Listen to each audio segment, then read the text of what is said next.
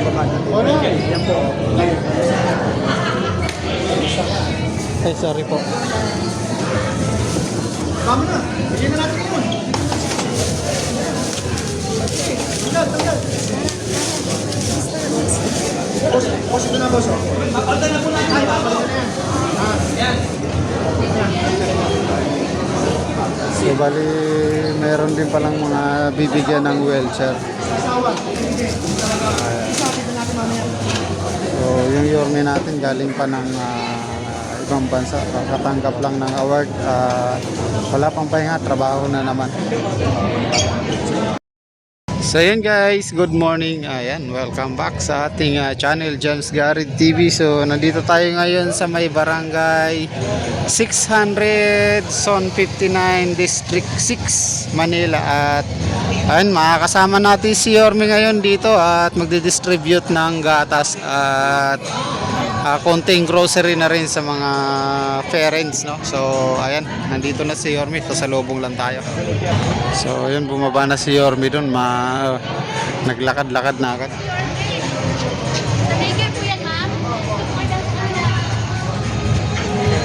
Hindi, wala pa. Ayan, feeding na sila. Feeding.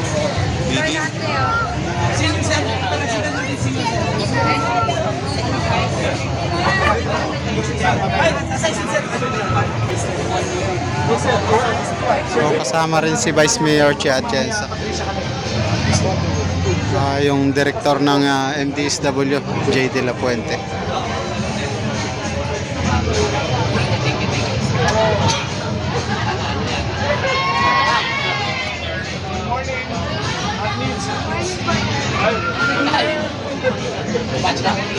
Morning sa inyo. Maria, good morning.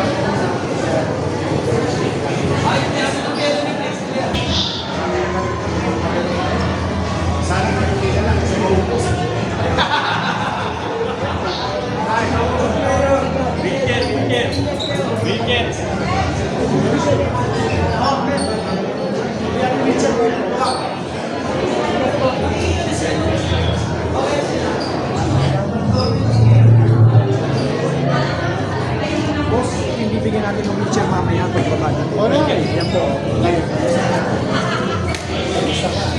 Ay, sorry po. Kami na. Bigyan na natin yun. Tanggal. Boss, ito na, boss. Papalda na po natin. Ay, papalda na yan. So bali, meron din palang mga bibigyan ng wheelchair. So yung Yorme natin galing pa ng ibang bansa. Katanggap lang ng award. Wala pang pahinga, trabaho na naman.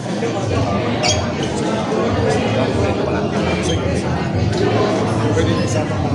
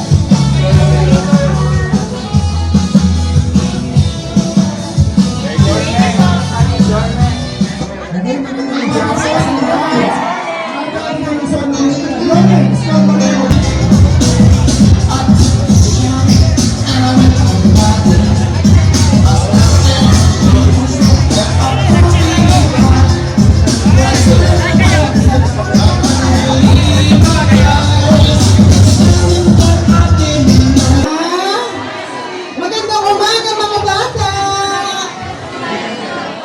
Gagawin ko itong mic set dahil alam ko gusto nyo na marinig ang mensahe ng ating alkalde. Pero gusto ko palakpakan nyo ang effort ng ating alkalde para makasiguro na yung mga anak ay makainom ng gatas. Palakpakan natin siya. Imagine nyo, ngayon lang tayo nagkaroon ng isang alkalde na pati kalusugan ng ating mga bata ay ginagawa niya ng paraan. Diba? Yan naman ang pinangako namin nung kami nangangampanya na pag kami ay niluklok nyo, may kasama na kayo sa pagpapalaki ng inyong mga anak. Hindi ko ito kakabaan, but nevertheless, gusto ko sabihin sa inyo, ramdam nyo na buhay ng gobyerno sa Maynila. Tama ba ako? Dahil magaling ang ating alkalde na si Yormes Moreno Dumagoso at bilang kanyang vice-alkalde at presiding officer ng 13th City Council, makakasiguro kayo na lahat ng plano niya susuporta tayo ng buo. Mahal na mahal ko kayo! Good morning mga bata! I love you! Manila! Bradford! Okay, magandang umaga po sa inyong lahat. Ngayon naman po, ibibigay ko sa inyo ang tao na dahilan kung bakit merong Yorme tuwing umaga ang inyong mga anak. Ang alkalde ng lungsod ng Maynila, Yorme Isko Moreno Dumagoso. Hello, Jay. Hi. Hello. I'm spoken in English. Nararating ko lang ako kagabi.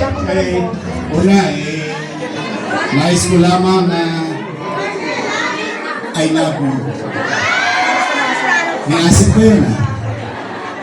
Nais ko lamang bigyan ng pagbati at papuri sa ating MDRRMO sapagkat ang Maynila, galing po ako ng San Diego, California, kung saan kinilala ang Maynila sa isang sistema ginagamit natin at nagulat sila na third world country tayo pero yung ginagamit natin sistema ngayon sa Maynila na-appreciate nila.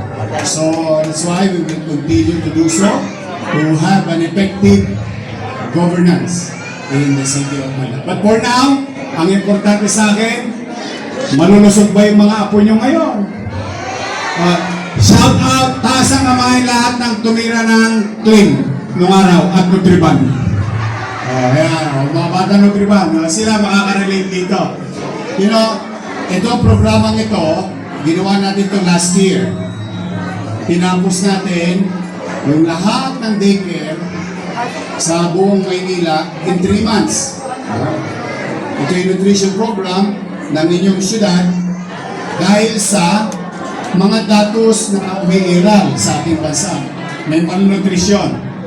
So naisip ko, gatas. Ang gatas kasi ay talagang malaking magandang dulot para sa inyong mga anak, apo, at mga chikiting. Natutuwa naman ako, naging successful yung programa natin last year. So, niresume natin ngayon. Pero mas malawak na. Bakit? Yung mga bata nag-aral sa daycare nung nakaraan, ngayon magiging kinder na. Pag nakagatas sila last year, nakagatas din sila this year. Kasi hindi na lamang daycare, pati kinder and grade 1. from 21,000 na mga bata, ngayon ay 60,000 plus na ang ating gagatasan, bibigyan ng gatas para sa nutrisyon, pangangailangan nutrisyon sa araw-araw. Ngayon, ang bonus, wala nang gasto si nanay. Siyempre nakatipid na kayo, yung mga lolo't lola. O ngayon, matanong ko kayo, nagugustuhan ba ng mga bata yung gatas? Gusto nyo rin bang ipagpatuloy namin ito? Yes, we will. This will run for 3 months. And after that, we will resume. We will not stop to make the next generation of Batang Maynila, yung mga susunod na henerasyon ng Batang Maynila, ng mga malulusog, matibay ang buto, at malakas. Sapagkat sila ang susunod na henerasyon na tagalungsod ng Maynila. So ang pinupuhunan natin ay kinabukasan. But for the meantime, I'm happy and excited sa lahat ng tumitira ng Your Milk. Your Milk, Your Milk. Kaya, mga bata, gusto nyo ba lagi may gatas? Talaga? Gusto nyo? Kaya ninyo. Pipilitin ko laging mag-inam kung paano gumastos ang gobyerno kung saan tumutugon sa suliranin ng mamamayan. Susunod, mga nanay, mga tatay, lalo na yung mga may sakit, no? Nakita niyo yung Pamana Health Center? Ongoing. Yan ay isa sa pinakamalaking health center sa buong Maynila. Na dati namang health center talaga. Ngunit nawala. Kaya ninyo, ibabalik ko sa inyo yung health center. Lapit na yan. Ang target niyan, Disyembre. Kasi malaki talaga yung health center niya. Pangalawa yan sa itatatag natin doon sa Tondo. Yung Tondo Portion Health Center na aayusin din natin. So mga nanay, mga tatay, mga lolo't lola, kung manatag kayo, ay pipilitin natin unti-unti, iraraos natin anuman ang hirap na kinakarap natin. Basta isa lang ang kaya ko sabihin, kahit anumang oras, pumanatag kayo, may gobyerno sa lungsod ng Maynila. Shout out, taas ang kamay ng mga solo parent, PWD, at syempre, ang pinakamamahal ko, mga senior citizen. Sa Biyernes na kayo. As we speak, habang nandito tayo ngayon, sa District 1 and 2, nagaganap ang distribution ng inyong allowance. So, susunod yan bukas, 3 and 4. Sa Biyernes, 5 and 6. So, tuloy-tuloy pa rin. Kahit wala tayong kapera-pera, parang nanay, tatay sa bahay. Di ba lahat gagawin mo para mairaw sa mga anak mo? O, yun din ang gagawin ko para sa inyo. So, muli, congratulations sa mga nanay, sa mga tatay. Masaya ako na nabawasan ko ang gastusin ninyo para sa nutrisyon ng inyong apo at ng inyong anak. Masaya ako. Kaya pumanatag kayo, itutuloy natin ito hanggang sa mga susunod na bata. Hanggat nandito ako, gagawan natin ang paraan na makakurot sa mga pondo na nandiyan. Ngunit, pag ginasta, ay tiyak na nararamdaman ng tao. Nakakamit at natatamasa ng mamamayan through services. Kaya, sa mga nanay tatay ko, sa mga lolo't lola, taas ang kamay, mga senior citizen, I love you. Pahabaan ang buhay dito sa Maynila ngayon. Yung mga hindi pa nakapagpaparlor, gusto nyo bang tirahin ko na yung mga buhok ninyo? Sa baba po ay may ginagawa po ang MDSW. Napalakpakan natin si Jay. ang ating mga daycare teacher. Nako! Pag-uwi niya sa bahay, konsumido. Kasi ang kukulit ng anak natin. But I'm happy and I'm proud of them. Palakpakan natin ang ating mga daycare teachers. I love you too. Sa muli, mag-iingat kayo at pumanatag kayo. Pipilitin ko laging magbuti at mag-inam sa pamamahala ng ating puso. At huwag kayong mawawala ng pag-asa. As I have said many times, may gobyerno sa lungsod ng Manila. Magandang araw at pagpalain nawa kayo ng Puan Bay Kapal. Manila! Thank you.